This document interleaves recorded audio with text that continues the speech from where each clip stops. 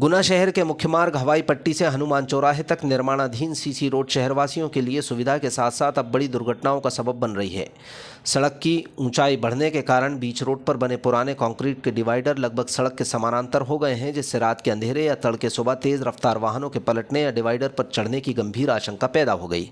इस संवेदनशील मुद्दे को लेकर नगरपालिका नेता प्रतिपक्ष शेखर वशिष्ठ ने जिला प्रशासन और कलेक्टर को आगाह किया है, लेकिन तकनीकी सावधानी न बरतते जाने से जनहानि का खतरा बरकरार है।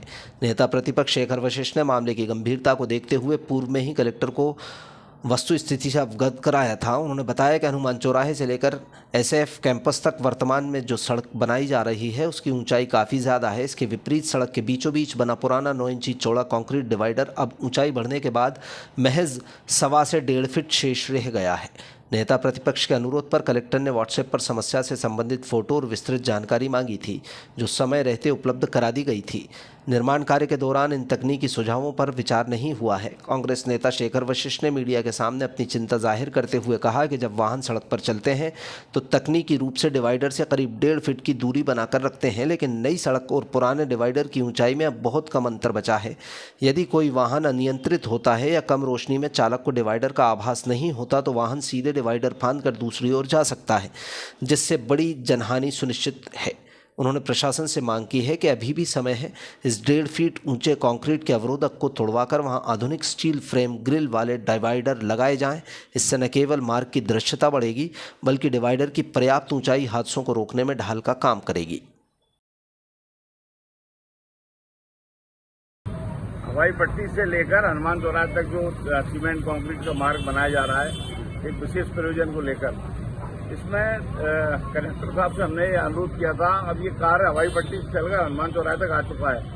हनुमान चौराहे पे बीच में जो कंक्रीट का डिवाइडर है ये 9 इंची चौड़ा है और इससे जो निकलने वाले जो ट्रैफिक जो होता है, चाहे जीप हो या 2 पहिया वाहन हो या 4 पहिया वाहन हो, 1.5-2 फीट छोड़ के चलता है। दोनों तरफ 1.5 फीट अगर आवागमन अगर उससे दूर रहता है डिवाइडर से, और 9 इंची की इसकी चौड़ाई है तो लगभग 3 फीट की चौड़ाई व्यर्थ में जाती है, जिससे यातायात की समस्या बनी हुई है।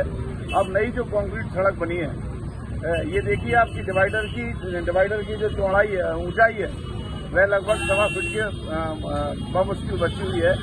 अब स्थिति ये हो गई इसमें, तकनीकी बात यह है कि देर रात को तेज गति के जो वाहन निकलेंगे या अर्ली मॉर्निंग जो सुबह 4 बजे के बाद जो वाहन निकलते हैं तेज स्पीड में, निश्चित तौर पर अब इसकी हाइट इतनी कम हो गई है कि दुर्घटनाओं की जो आशंका है उसको टाला नहीं जा सकता और आने वाले समय में एक किसी भी तरह की बड़ी दुर्घटना हो सकती है। इस बात को भी हम नकार नहीं सकते। मैंने कलेक्टर साहब से 4 दिन पूर्व फोन पर अनुरोध किया था कि अब इस तरह की समस्या यहाँ आने वाली है। श्रीमान कलेक्टर साहब ने मुझसे कहा कि आपको व्हाट्सएप पर पूरी जानकारी भी दी। मैंने यहाँ की फुटेज भी भेजी और व्हाट्सएप पर उनको पत्र लिखकर पूरी जानकारी भी दी, लेकिन आज तक किसी तरह की कोई प्रतिक्रिया जिला प्रशासन की इस तरफ नहीं हुई। नतीजा ये निकला कि सड़क कार्य चालू हो गया और डिवाइडर अब बहुत कम मात्रा में बचा है, जिससे दुर्घटनाओं की आशंका बढ़ती जा रही है।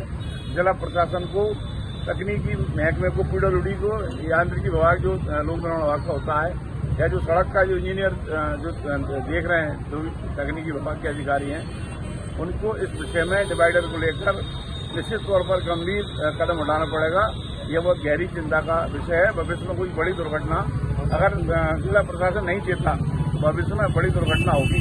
साथ ही जिस तरह का जाम हनुमान चौराहे पर लगा हुआ है, हमने डीएसपी साहब से, मैंने 2 बार ट्रैफिक डीएसपी से बात की है कि ये जो अशोकनगर से आने वाला जो ट्रैफिक है, 2 पहिया वाहन के एंड बाजार से ट्रैफिक आता है, इसे कलेक्टर एसपी रोड बंगले के सामने से कॉलेज रोड पर अगर लगा दिया जाए तो ये वन वे ट्रैफिक कर दिया जाए तो शहरवासियों को काफी सुगमता होगी। लेकिन 2 बार कहने के बाद भी पुलिस के जो अधिकारी हैं उनका ये कहना है कि हमारे पास पुलिस बल नहीं है और व्यवस्था 10 की 10 जाम की स्थिति, दिन भर का जो कार्यकाल है सुबह 7 बजे से लेकर देर रात 8-9 बजे तक यहाँ निरंतर जाम की स्थिति बनी रहती है।